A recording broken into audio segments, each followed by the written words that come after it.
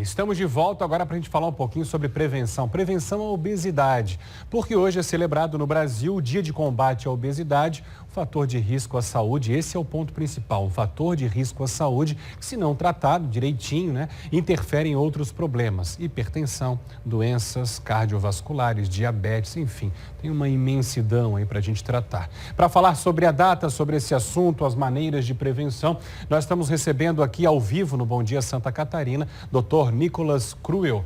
Doutor, tudo bem? Bom dia, seja bem-vindo ao nosso Bom Dia Santa Catarina. Acho que essa é uma das grandes discussões que ganhou muita importância aí nos últimos anos ou nas últimas décadas, como queira, justamente por esses reflexos. Muitas pessoas tratam como questão estética, mas não é apenas isso. Tem a questão da saúde, eu acho que esse é o ponto principal, né?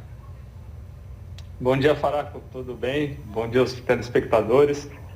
E realmente, a gente tem que entender primeiramente que a obesidade é uma doença, então é uma doença inflamatória. E isso acaba ocasionando outras comorbidades associadas, entre elas o diabetes, hipertensão, problemas vasculares também, acidentes vasculares. E hoje é o Dia Mundial de Prevenção à Obesidade, dia 11 de outubro. Num comparativo, doutor, com outros anos, há mais obesos no dia de hoje? Há um descuido maior? E por que isso acontece? Sim, isso tem. Se a gente for comparar em relação a 20 anos atrás, a gente poderia dizer que de cada 10 brasileiros, 4 eram obesos. Hoje, aumentou muito isso, que, de acordo com o IBGE, de cada 10 brasileiros, atualmente 6 são obesos.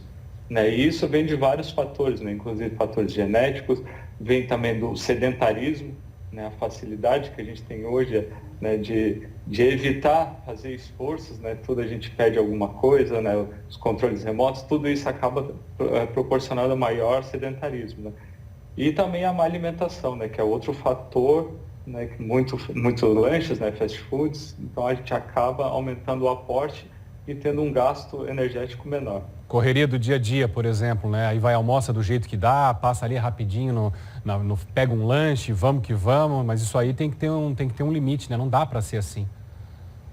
Com certeza, a gente tem que... E uma das prevenções que a gente pode ter, além das atividades, e também da alimentação, hoje a gente consegue também prevenir isso e melhorar com a cirurgia, a gastroplastia, que é uma das medidas de prevenções à obesidade.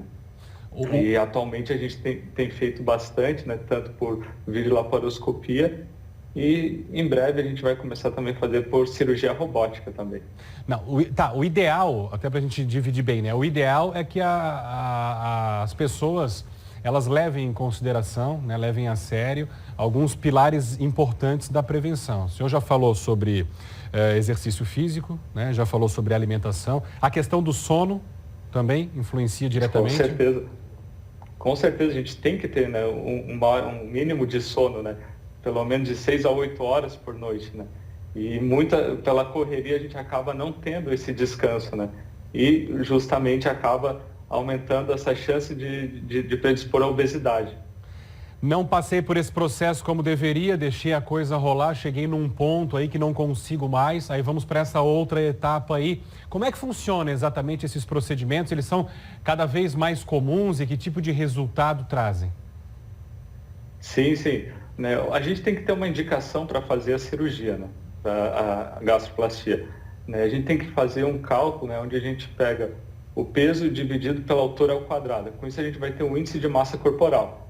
Pacientes que tenham o índice de massa corporal acima de 35 já tem indicação à cirurgia. Claro que de 35 a 39 tem que ter alguma doença associada, alguma comorbidade, como pressão alta, diabetes, dores articulares. Daí entra um leque grande de comorbidades. E acima de 40 somente a própria obesidade já é indicação à cirurgia. Atualmente é uma cirurgia que a gente tem feito por videolaparoscopia.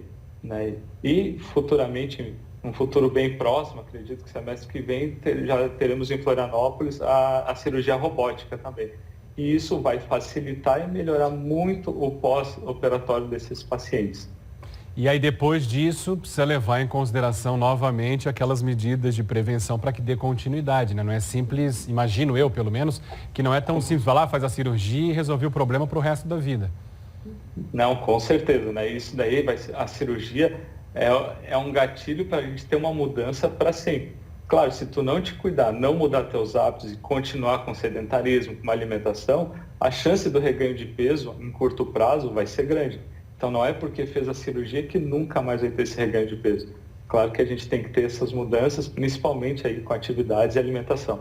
Queria aprofundar, só para a gente fechar essa nossa conversa, doutor, essa relação direta da obesidade que nós falávamos no comecinho da entrevista, com mais detalhes, né?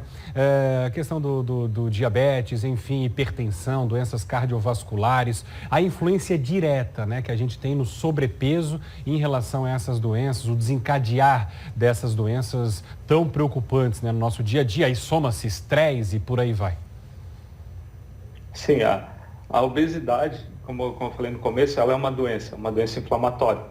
Então, pacientes obesos, eles já têm, né, resistências vasculares, resistências periféricas de vaso, com isso acabam tendo mais chance de ter hipertensão, né, tem resistência insulínica também, né, a própria obesidade, diminuição de alguns hormônios, que é onde a gente acaba desenvolvendo diabetes.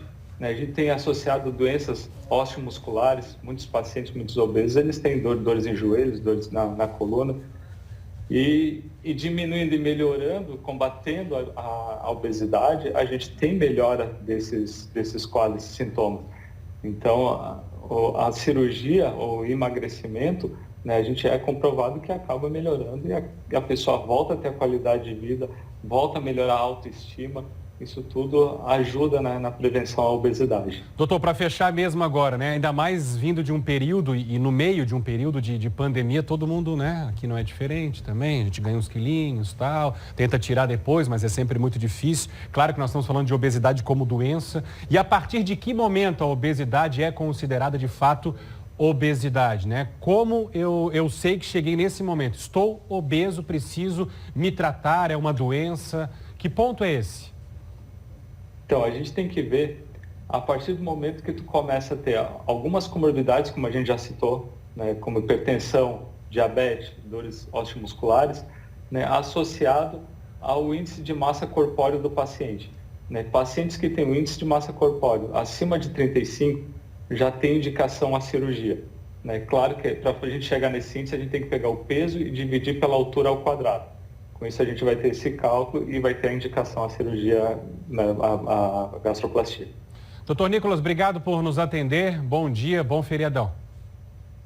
Muito obrigado pela oportunidade. Bom dia a todos e bom feriado também. Da mesma forma, obrigado mais uma vez. 7h19, precisa, né? Precisamos nos cuidar ainda mais nos dias de hoje, né? Que a gente trabalha, tem muito compromisso e às vezes se preocupa pouco, muito pouco com a saúde.